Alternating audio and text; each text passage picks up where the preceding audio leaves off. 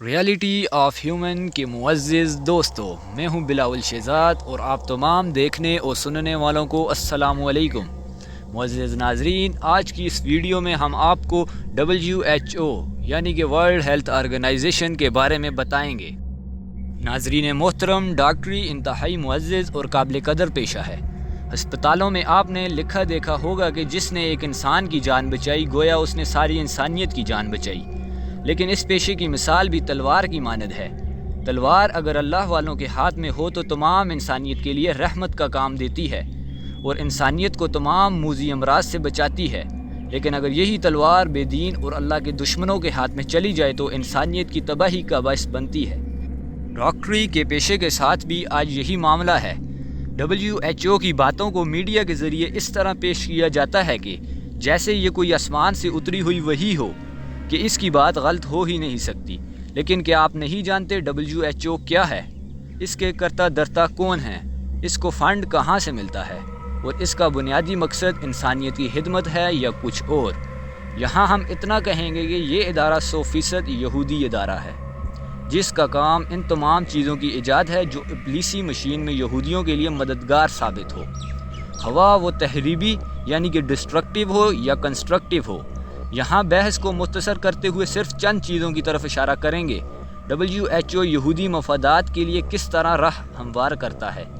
قدرتی غذائی اشیاء اللہ نے انسانوں کی ضرورت کے لیے پیدا فرمائی اور ہر خطے میں ان کے مزاج، موسم اور جغرافیہ کے اعتبار سے مختلف قسم کے پھل، فروٹ اور سبزیاں اگائی۔ یہ تمام چیزیں اس ملک کے باشندوں کی ملکیت تھی اور وہ پیٹ بھرنے میں کسی کے محتاج نہیں تھے، اپنا اگاتے تھے اور اپنا کھاتے تھے۔ لیکن اللہ کی دشمن قوم یہود سے یہ برداشت نہ ہوا اور انہوں نے ان وسائل کو اپنے ہاتھ میں لینے کا پروگرام بنا لیا، بالکل اسی طرح جیسے اللہ کے نازل کردہ من اور سلوہ پر راضی نہ ہوئے تھے، بلکہ معیشت کو اپنے کنٹرول میں لینے کے لیے انہوں نے سبزیوں اور دالوں کی اللہ سے فرمائش کی تھی تاکہ ذخیرہ اندوزی کر کے اپنی شرعی فطرت کا مظاہرہ کر سکیں۔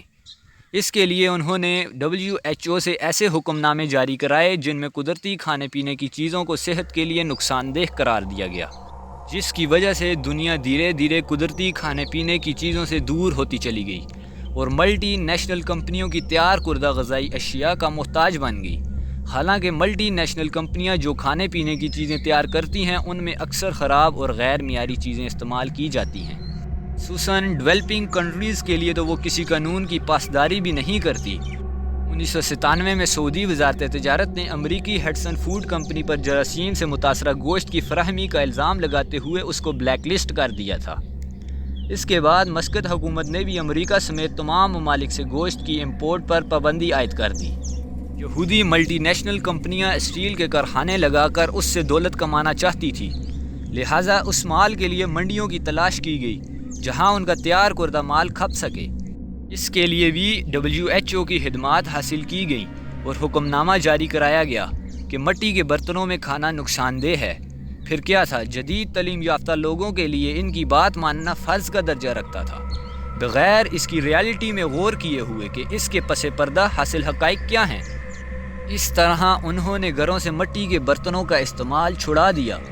پھر طرفہ تماشا یہ کہ جن مٹی کے برتنوں کو نقصان دہ اور اولڈ فیشن کہہ کر دیس نکال دیا گیا تھا، اب وہی مٹی کے برتن 5 اسٹار ہوٹلوں میں پہنچ چکے ہیں اور ان میں کھانے کا اپنا ہی ایک مزہ بتایا جاتا ہے۔ لوگوں کے ذہن چونکہ مغربی میڈیا کے زہریلی اثرات سے بری طرح متاثر ہیں، لہذا جو اہل مغرب کہتے ہیں بغیر غور و فکر کیے ہوئے اس کو تسلیم کر لیا جاتا ہے۔ خدا را، آپ نے اپنی جس عقل کو BBC اور CNN کے پاس گروی رکھ دیا ہے ان سے واپس لے لیجئے، ورنہ اس کو بھی کسی دن نیسلے کا لیبل لگا کر عالمی مارکیٹ میں بیچ دیا جائے گا۔ معزز ناظرین، ایک اور اہم بات جو کہ آپ کو بتاتے چلیں کہ ہالی ووڈ موویز، اس کو ابلیست کا گڑھ کہا جائے تو بہتر ہوگا۔ دجالی نظام کی راہ ہموار کرنے میں اس کا بہت بڑا کردار رہا ہے۔ ایک ایسی چیز جس کا وجود ہی دنیا میں نہ ہو، یہ اس کو حقیقت بنا کر پیش کرنے میں اور ماڈرن طبقے کے ذہن میں بٹھانے میں اپنا ثانی نہیں رکھتا۔ یہود کے بنائے گئے منصوبوں کے لیے یہ رائے عامہ یعنی کہ پبلک اوپینین ہموار کرتا ہے۔ افسوس کہ نام نہاد روشن خیال طبقہ چند طوائفوں کے اشاروں پر ناچ رہا ہے اور پھر بھی خود کو وسیع النظر یعنی کہ براڈ مائنڈڈ سمجھ رہا ہے۔ حالانکہ ان کی عقل تو کب کی ہالی ووڈ کی منڈیوں میں نیلام ہو چکی ہے۔ تو دوستو کیسی لگی ہماری آج کی ویڈیو، کمنٹ سیکشن میں اپنی آراء کا اظہار ضرور کیجیے گا۔